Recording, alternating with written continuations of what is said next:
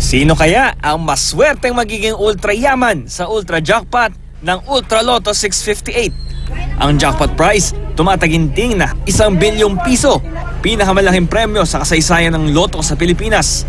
Phenomenal po ito. Record-breaking. Ang wish din namin na sana po marami ang tumama. Sa Bangged Abra, marami ang gustong manalo. Yun nga lang, nagsara ang lotto outlet na ito. Sa dami po nang nagtataya, sir, bumigay na po yung printer namin, sir. Ipinaalam na ito sa PCSO para agad mapalitan.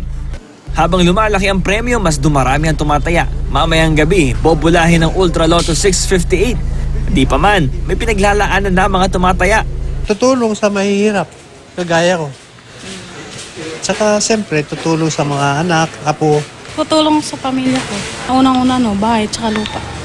Simula Pebrero, halos 5 bilyong piso na ang kinita ng PCSO mula sa mga taya sa Ultra Lotto. 1.4 billion pesos dito ibinigay sa charity. Sa kabuuan, mula Enero, 6 na bilyong pisong kita mula sa lahat ng games ang napunta sa charity. Mahigit 300,000 tao ang PCSO beneficiary. 30% ng revenue ng PCSO napupunta sa charity, partikular sa medical assistance, lalo ng mga mahihirap. Nagbibigay ho kami ng tulong sa lahat ng nangangailangan. But we give preference to those individuals na mas nangangailangan. Ito ho yung mga indigents. Para sa mga tumataya, may paalala ang PCSO. Ingatan ng inyong ticket. Bawal itong mabasa, mainitan o malukot. Kung sakali ma-jackpotan ng 6 na number combination, sa main office ng PCSO sa Mandaluyong ikiklaim ang premyo.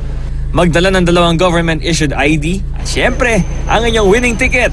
Gayunman, hindi buong may uuwi ang 1 bilyong pisong jackpot. Sa ilalim kasi ng train law, kapag ang premyo sa loto higit 10,000 pesos, papatawan nito ng 20% tax. Bam Alegre, GMA News.